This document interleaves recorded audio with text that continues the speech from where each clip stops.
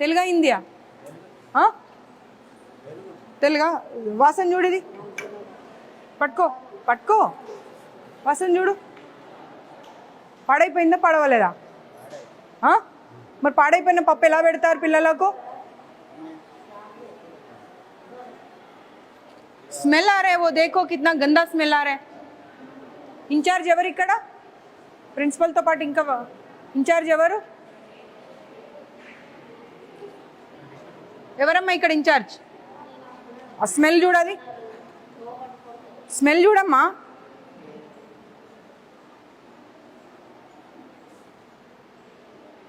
బాగుందా పాడైందా? కరెక్ట్ చెప్పు, అబద్ధం చెప్ప. నీకు ఇంతమందికి స్మెల్ వస్తుంది, నీకు బాగుందా? అది అమ్మ చూడండి, స్మెల్ చూడండి. ఏం మాట్లాడతావమ్మా ఇప్పుడు? అమ్మ నువ్వు ఇప్పుడు ఏమన్నావు ఇందాక? నువ్వేమన్నావు? పాడైపోయిన స్మెల్ వస్తుందా లేదా? పాడైపోయిన స్మెల్ వస్తుందని ఇంతమంది చెప్తా ఉంటే బాగుందని చెప్తావేంటి? పిలవండి పిల్లల్ని, పిలవండి పిలవండి పిల్లల్ని. అంటే మేము అబద్ధం కల్పించుకొని చెప్తున్నామా? కరెక్ట్ చెప్పు, అబద్ధం చెప్పు. పప్పు స్మెల్ కాదమ్మా. ప్లేట్ దే, నువ్వు ప్లేట్ దే, ప్లేట్ తీసుకురా. పాడైపోయిన వస్తువులు పెట్టుకుంటూ బాగుంది అని చెప్పి మీరే కితాబ్ ఇచ్చుకుంటా అంటే ఎట్లా?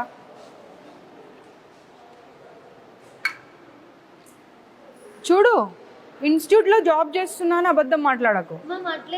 చలో ఇది తీసుకొని వెళ్దాం పదా బయటకు. నువ్వు బయటకు వెళ్ళు, లేదంటే ఫుడ్ ఇన్స్పెక్టర్ को कॉल करो, वो लोग आके చెక్ करेंगे. ఫుడ్ ఇన్స్పెక్టర్కి కాల్ చేయండి ఫుడ్ ఇన్స్పెక్టర్కి. మీరు వండే దగ్గర ఉంటారా? ఓన్లీ సర్వింగ్ వరకేనా? ఓన్లీ వడ్డించడం వరకే? పద్మజ గారు, ఇప్పుడు ఈ కావూరి హిల్స్లో గర్ల్స్ హాస్టల్ నుండి 1 month నుండి వీళ్ళు కంటిన్యూస్గా కాల్స్ చేస్తున్నారని సరే వల్ల వద్దామని వచ్చాను. బాయ్స్ హాస్టల్లోకి గర్ల్స్ హాస్టల్ని మార్చారు. ఇక్కడ వంటలు చూస్తూ ఉంటే పప్పు కంప్లీట్గా అసలు స్మెల్ వస్తూ ఉంది, పాడైపోయి. అదే పప్పుని కాకపోతే ఏంటంటే వేడిగా చేసేసి పెడతా ఉన్నారు పిల్లలకి. ఫుడ్ ఇన్స్పెక్షన్ వాళ్ళకి కాల్ చేయండి. ఇప్పుడు వచ్చి ఈ పప్పు తీసుకొని వాళ్ళు దీని గురించి రిపోర్టింగ్ చేయాలి. నేను లొకేషన్ పంపిస్తున్నా. Kavuri hills, Sri Chaitanya girls hostel. Sir ये निकाल के रख दो बाजू में. ఆ పప్పు ఎవరు ముట్టకండి. ఆ పప్పు అక్కడ పక్కకు పెట్టండి. ఈ పప్పు తీసి అక్కడ పక్కన పెట్టండి, మూత పెట్టి. వాళ్ళు వస్తారు, వాళ్ళు వచ్చి చెక్ చేస్తారు.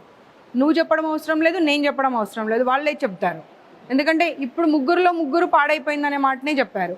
ఈవిడ ఒక్కతే వచ్చి బాగుందమ్మా అంటుంది. ఎందుకంటే నువ్వు ఇక్కడ ఎంప్లాయీ కాబట్టి డెఫినెట్గా బాగుందనే చెప్తావు. ఆగింగా పక్కకు పెట్టమ్మా, పక్కకు పెట్టు.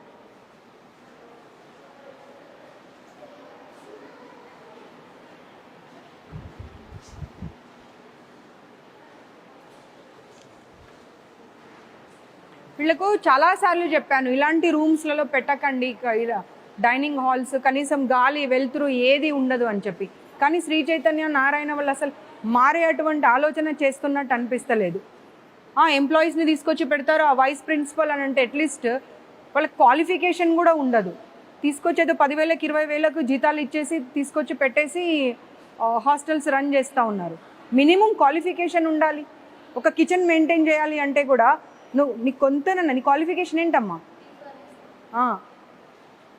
నేను చూస్తే ఎవరన్నా ఇక్కడ కిచెన్ ఇన్ఛార్జ్ అని చెప్తారా? చెప్పు.